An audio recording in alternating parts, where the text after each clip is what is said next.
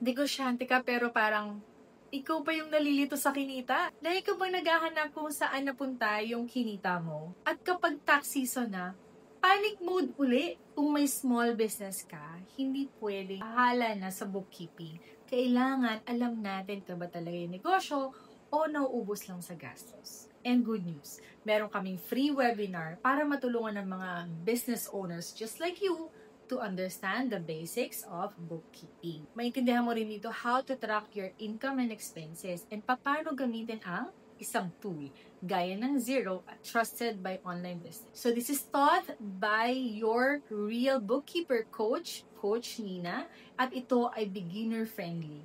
Kaya kung seryoso ka sa pag-grow ng negosyo mo, this is your sign to learn the numbers behind it. Click the button below and join our free webinar. Limited slots lang to, kaya register now.